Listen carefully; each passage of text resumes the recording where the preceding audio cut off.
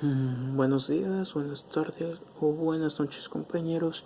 Yo les vengo a hablar sobre la clonación del ADN recombinante, y nos dice que este proceso de hacer múltiples hace copias idénticas de un fragmento en particular de ADN.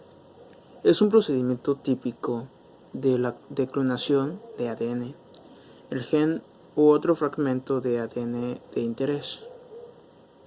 Nos habla sobre pasos de clonación de ADN. Dice que la clonación de ADN se utiliza para muchos propósitos.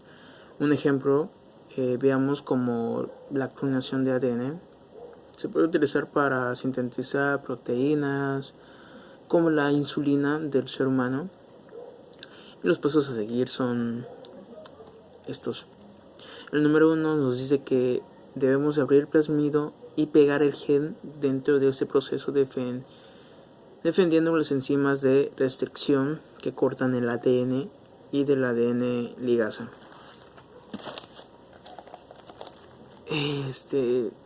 Dice que se inserta primero un fragmento circular de ADN.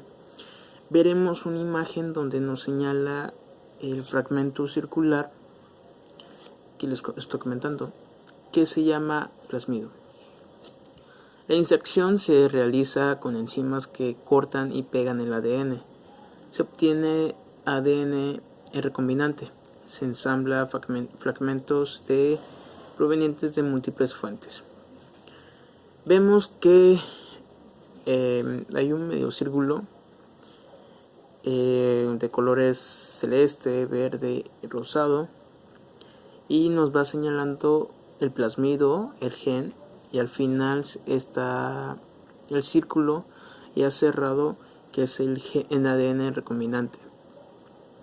Y se ve como el gen se une al plasmido y se forma el ADN recombinante. El segundo paso a seguir nos dice que debemos de insertar el plasmido con las bacterias.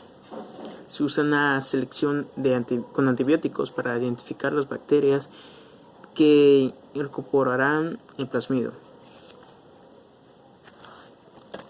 También nos dice que se introduce el plasmido recombinante en bacterias ya seleccionadas que contengan el plasmido y se cultivan, y al reproducirse estos se replican en plasmido y pasan a su descendencia.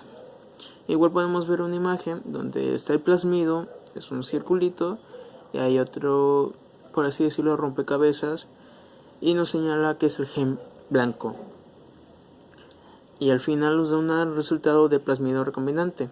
Antes hay unas flechas donde nos dice una digestión con enzimas de restricción, y para llegar al final, que es el plasmido recombinante, la unión del ADN ligasa, de lo que estábamos hablando hace poco.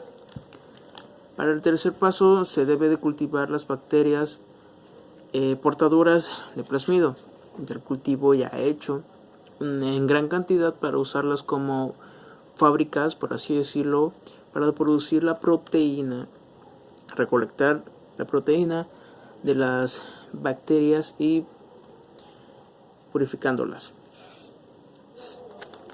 Y también podemos ver donde los productos de ligación y las bacterias están en un tubo de ensayo, y con el golpe del calor nos señala con una flecha, y después hay unas colonias de bacterias, que algunas bacterias se toman en un plasmido y esas forman las colonias para el plasmido.